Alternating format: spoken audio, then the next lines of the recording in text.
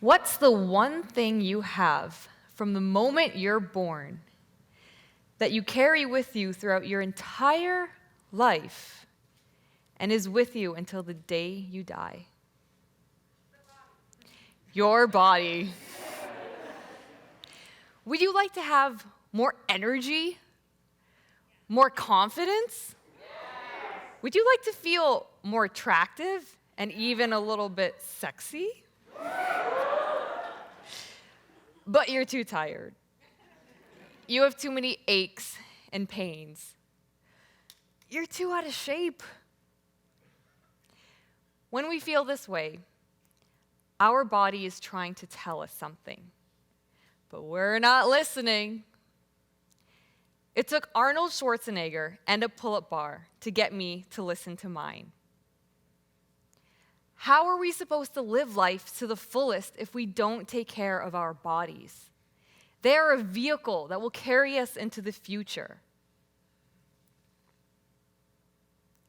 We don't listen because we don't know how. We're too disconnected from ourselves. When we feel pain or discomfort somewhere in our body, that's a signal. Our body is saying, hello, something's wrong with me. You need to do something different. Instead, we make excuses. We distract ourselves.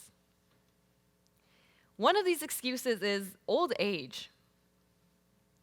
We think pains and aches are normal as you get older. It's okay if you can't touch your toes anymore. You're getting old. It's okay to gain weight after you get married or have children.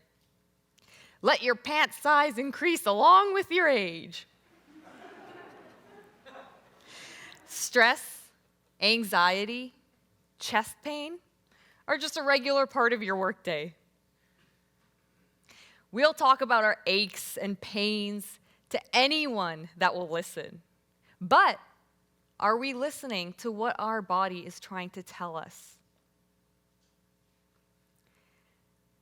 Instead, we park our butts in front of a computer for 8+ hours a day. We feel ourselves getting stiff and tired. These are the signals to wake up. There are so many quick fixes these days for body aches and pain. Pop this pill. Try this cream. Take a supplement. Take a nap. And if that doesn't work, have a drink, or 2, or 10. Somewhere deep down, we know we need to prioritize our bodies. That requires educating ourselves, setting a schedule, structuring our day, adding another to-do on our already full to-do list.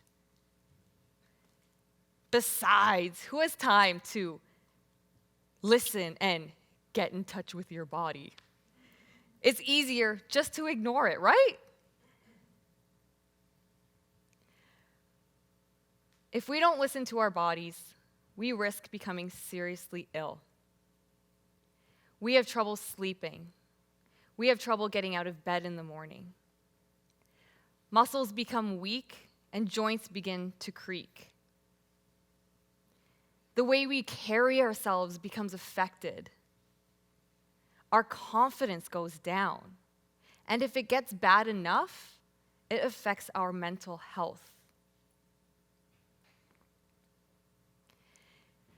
In 2013, I was 22 years old. I had just graduated from university and gotten my first big girl job downtown. I was 3 months into my job when I get let go.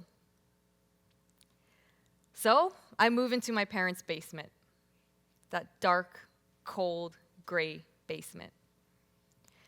I had no job, no money. I was broke. I did have a lot of 8-legged roommates. I can't live in that basement forever, so I apply for more jobs. I plop myself down at the computer and apply for one boring application after another. I'm sitting in that chair for hours and hours. A few days go by and my lower back begins to ache. My shoulders slump forward as if they're frowning. My body begins to feel like a crushed soda can. I begin eating food that's fast, easy, and cheap. Instant gratification. I eat Rice Krispies with a heaping tablespoon of sugar for breakfast, lunch, and dinner. Is this good for my body? No, but I don't care. I spend more and more time in bed, staring off into space, eating potato chips. I catch a glimpse of myself in the mirror, and I quickly turn away. I don't recognize myself anymore. I'm not feeling good on the inside, and now I'm not looking good on the outside. I feel lost. I feel like a loser, and now I feel ugly. I stopped doing the things that I used to love. I spend more and more time alone. It's 3 a.m. I'm scrolling through my phone one night. I'm on YouTube when I see a video pop up. It says, "Most inspiring speech ever" by Arnold Schwarzenegger. One line hit me deep. Arnie says, if you have a goal and you do one thing towards that goal, eventually you will become successful. I don't have a goal. What goal could I pick? I wanted to pick something that got me excited. I remember when I used to go to the gym. I felt vibrant. I felt happy. I felt confident. I needed to pick a goal that made me feel like that again. Suddenly, a pull-up flashed before my eyes. A pull-up? I've never done a pull-up before. I imagined myself grabbing up onto a horizontal bar and lifting my entire body up off the ground, chin clearing the bar. Now that's badass. The next day, I run to the store. I grab a pull-up bar. It's $25. Put it on my credit card. This is an investment in myself. I run back to the basement, I assemble it, and I put it up.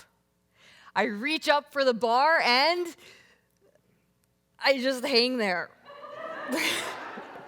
for a while. Just hanging there is a workout in itself. I try again the next day. Same thing.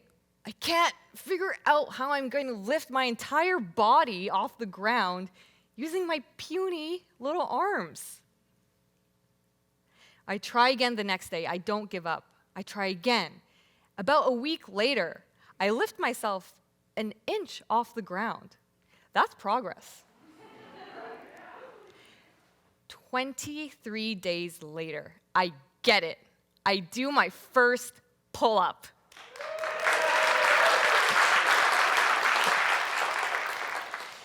I feel indestructible. I feel unstoppable. If I could do that in 23 days, what else could I do if I really put my mind to it? I begin running circuits in the basement. I begin going outside again. Pretty soon, I'm feeling like my normal self. Not too long after that, I make health and fitness a career of mine. A few years after that, I win a gold medal in a bodybuilding competition.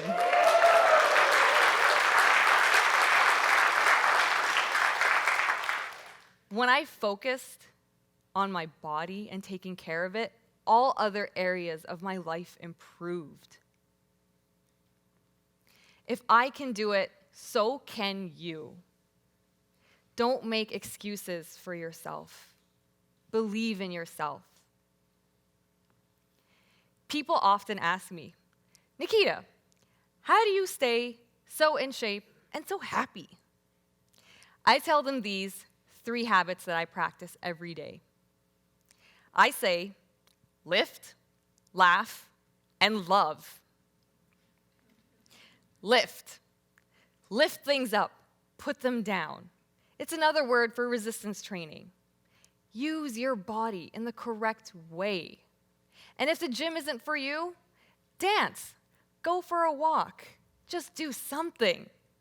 If you don't use it, you will lose it. Debbie.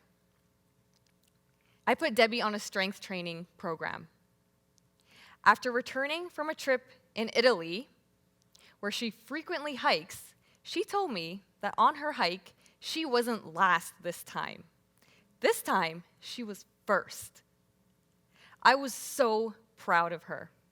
Not only that, her balance and flexibility also improved. Laugh. I love to laugh. I love to make other people laugh. Did you know that when you laugh, you add 3 minutes onto your life? When we laugh, we breathe from our diaphragms like we're supposed to. Laughing reduces stress and tension from your body. It increases creativity, productivity, and you're able to handle challenges better because you see things from a different light. So laugh more. And lastly, love. Love the skin you're in before you work on transforming it.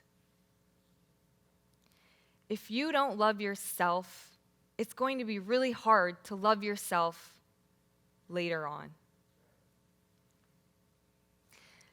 Love the body that you have. Love who you are. Love this life that you've been given. When you love the present moment, you open the door to receiving more. 3 years ago, I was in a dark place. I decided to focus on all the things I appreciated about my life for 28 days consecutively. On day 28, I couldn't recognize myself. I was a completely different person. I felt love bursting through my heart. I cried tears of joy as I watched sunsets.